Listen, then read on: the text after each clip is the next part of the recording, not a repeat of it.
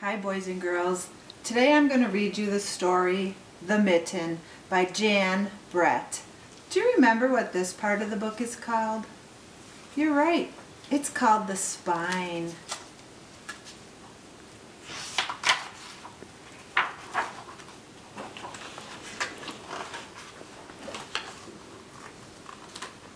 Once there was a boy named Nicky who wanted his new mittens made from wool as white as snow.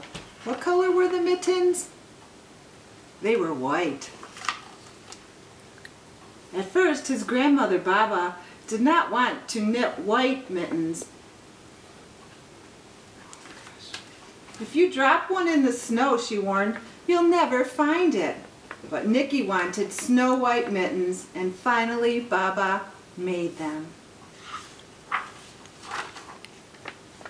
After she finished, she said, "When you come home, first I will look to see that you are safe and sound. Then I will look to see if you still have your snow white mittens." So off Nicky went, and it wasn't long until one of his new mittens dropped in the snow and was left behind.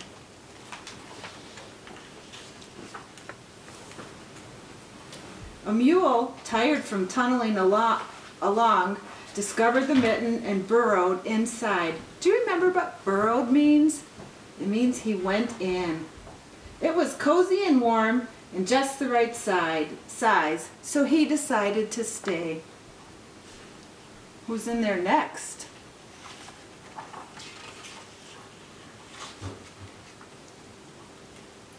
A snowshoe rabbit came hopping by.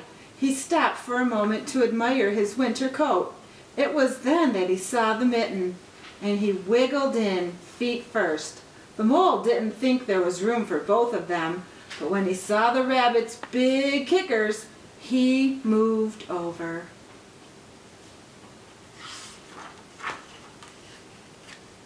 Next, a hedgehog came snuffling along. Having spent the day looking under wet leaves for things to eat, he decided to move into the mitten and warm himself. The mole and the rabbit were bumped and jostled, but not being ones to argue with someone covered with prickles, they made room. Who's next?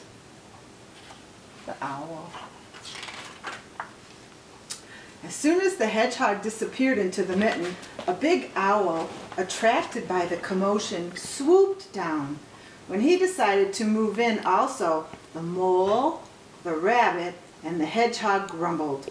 But when they saw the owl's glinty talons, they quickly let him in.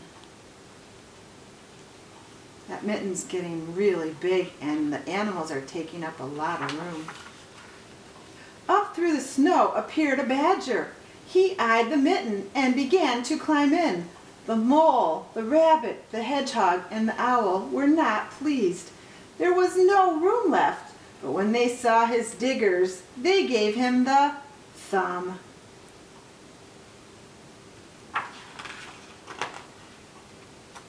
It started snowing, but the animals were snug in the mitten. A waft of warm steam rose in the air, and a fox trotted by, stopped to investigate. Just the sight of the cozy mitten made him feel drowsy. The fox poked his muzzle in. When the mole, the rabbit, the hedgehog, the owl, and the badger saw his shiny teeth, they gave the fox lots of room.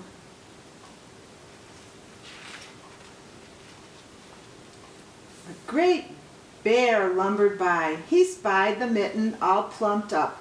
Not being one to be left out in the cold, he began to nose his way in.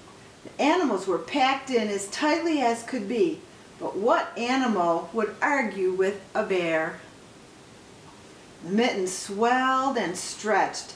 It was pulled and budged too many times its size, but Baba's good knitting held fast. Along came a meadow mouse, no bigger than an acorn. She wriggled in the one space left. and made herself comfortable on top of the great bear's nose. What's going to happen next? Do you remember? The bear, tickled by the mouse's whiskers, gave an enormous sneeze. Achoo! The force of the sneeze shot the mitten up in the sky and scattered the animals in all directions. Do you remember what the word enormous means? You're right, it means big or large. On his way home, Nicky saw a white shape in the distance.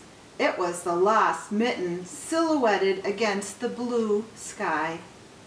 I see it. Do you see it?